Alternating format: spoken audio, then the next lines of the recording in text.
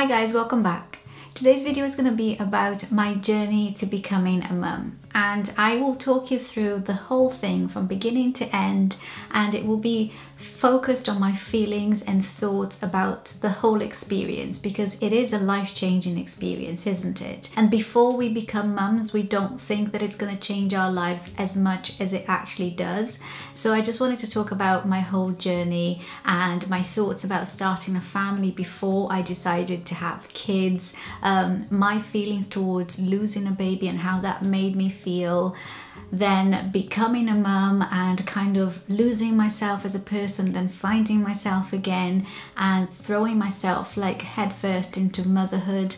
So I just wanted to chat to you about this, and I would love for you to engage with me in the comments below, share your own experiences if you feel comfortable doing that, or just sharing your thoughts about my own journey. So if you're watching this video and you have any kind of reactions that you feel like you want to share, then please do share below. I'm so glad that I've decided to start doing more of these conversational types of videos, sharing my feelings and my thoughts about parenting, because this is a huge part of my life. It's a huge part of who I am. I've always been a very kind of analytical or even over analytical person when it comes to everything, and thoughts and feelings are just my passion, and they're things that I love to talk about, and I feel like I really connect with a lot of you over my thoughts and feelings. I don't want to ramble too much before I start the video, but just to let you know, if you're not already subscribed to my channel, you can do so by clicking the subscribe button below. It's free and you get notifications when there's a new video from me. I upload 3 times a week, Mondays, Wednesdays and Fridays, usually at 7 p.m, but it could be a little bit later if I have kids that are still running wild at 7 p.m.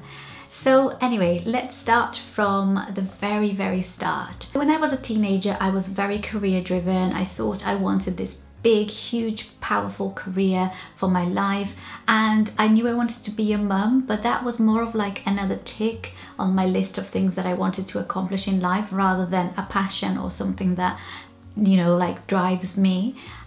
My sister, on the other hand, she's always been very maternal and always been really good with kids, and there was this inevitable comparison between the two of us, because I just wasn't like, I just didn't know what I was doing around young children. I have lots of little cousins, and we grew up with lots of cousins, and my sister was just like, you know, the mother of all the cousins. She was so good around them, and I just felt so lost around kids.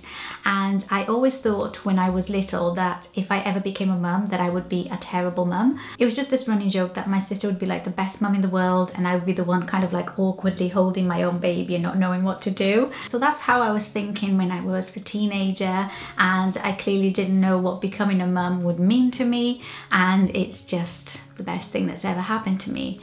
So then when I met Matthew, something changed in me, and I just became way more family orientated.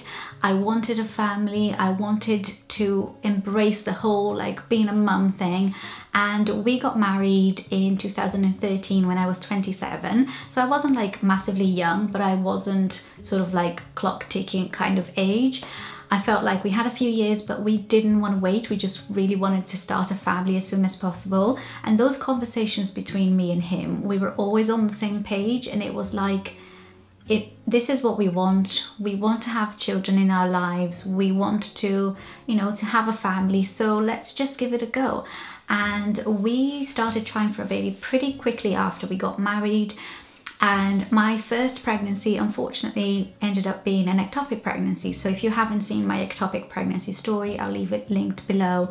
It was one of the hardest times of my life. It kind of really knocked me in lots of ways. It was really hard to deal with it emotionally, because I felt like not only we had lost a baby, but it was the first time that we decided to try to have a baby. It was our first pregnancy. It was almost like the universe was laughing at me. At the moment that I decided to become family focused, this happened, and it just really knocked me, and it made me question a lot about my life choices and whether or not I should really become a mum or not. I know that that has no truth to it, but when something as traumatic as a baby loss happens to you, all sorts of things go through your mind, and the thing that went through my mind the most was, maybe I'm not meant to be a mum, and maybe I should go back to thinking how I did when I was a teenager, that I'm just not meant to have kids. And that was a really dark period of my life. It lasted for about a month or so when I just couldn't figure out what to do about my life.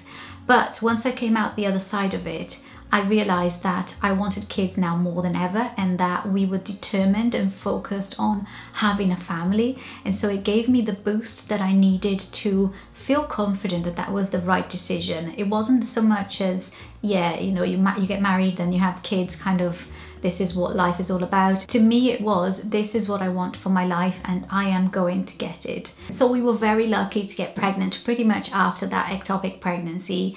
And again, it was a conflicting period for me.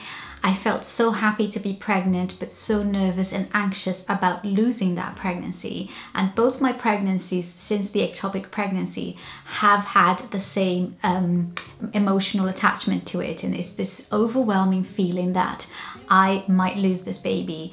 And I feel like so robbed of that sort of innocent experience of being pregnant and not thinking that the worst could happen. We all know that anything can happen in pregnancy, but once you've been through a loss before you get pregnant, your mind is already programmed to think that the same is going to happen. And I also have a video where I've talked about my feelings about getting pregnant after a baby loss, and I'll leave that video linked below. So after pregnancy, giving birth to my first baby, and I just didn't feel like a mum straight away.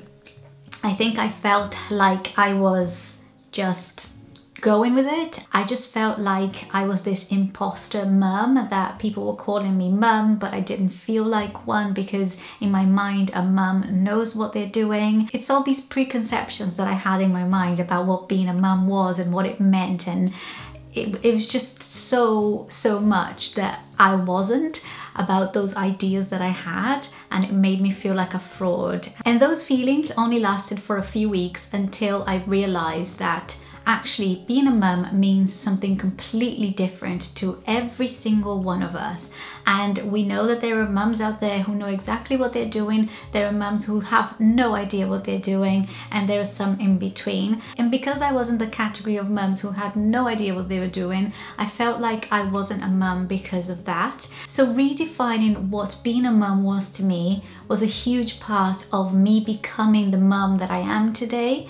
And it was about reminding myself that I love my baby so much that I can't explain, and only a mum feels that. It doesn't matter that I feel like I don't know what I'm doing sometimes. It's that feeling of love and care and devotion that makes you a mum. It's that feeling that you would do anything for your baby, absolutely anything, to take their pain away, their discomfort, to make sure that they're okay and happy. You do absolutely anything without batting an eyelid for your baby. And I just wasn't associating those feelings with being a mum. To me, it was a much more sort of fluffier external thing, like being able to hold your baby properly and to breastfeed properly and to know what you're doing when baby's got a fever, and to have all these maternal instincts that didn't come naturally to me. So I feel like I muddled through my first year of motherhood like most of us do, and learnt on the job a lot. And then after I finished fighting that battle about establishing to myself that I was a mum, I had to overcome the whole being a good mum thing, which is a whole different ball game, and feeling like you're good enough, like you're doing enough for your baby. That was a huge journey for me, and I feel like some days, or a lot of the days, I still battle with that whole being a good mum thing. And I think that lots of you will agree with me that the underlying feeling that we have is that we just want the absolute best for them. We just want them to thrive and succeed and be good people, and that's what I want for my children. So it's a lot of pressure on someone's shoulder to be responsible for human beings succeeding and thriving and being great people. You feel like, you know, the whole humanity depends on you to raise good people and to have good people in the world, and it's not an easy job. And I feel like throwing myself headfirst in the deep end of being a mum is the best thing that I could possibly have done for myself and for my children, because I've dedicated all my time, my effort and my attention to them. long enough for me to realize that I don't have to lose myself as a person in order to be a good mum. But only very recently I've developed a different outlook on how I treat myself as a person at the same time as being a mum, and that's had a huge positive impact in my life. I just feel so much more relaxed and so much better about my balance of being a person and being a mum, because I think I lost that person for a really long time and I was just happy being a good mum. So I don't regret it, because it took me getting to know myself as a mum a lot to realize that I actually want to be mum and person at the same time. I want to have my own interests and I want to do things for myself, not just for my children. And that realization of my children are the most important part of my life, and they will always be the most important part of my life, but they are not the only part of my life. They're not just who I am. I'm not just their mum. I'm someone who likes makeup and beauty, and I like honest parenting conversations that I do here. I like running, I like lots of other things, and all those parts of me got kind of lost and obscured in the first 2.5 to 3 years of being a mum, and I'm kind of enjoying getting to know myself better now. So my journey to becoming a mum has been a real roller coaster, but one that I'm so happy that I've been through, because I feel like I've learned so much about myself and about the world, and that I still have so much more to learn, and that's made me a much better person. It's completed my life in a way that I didn't know that I needed and that I wanted, which leads me to talking about the future of our family and whether or not we will have more children. We talk about it often, whether or not we will have another baby.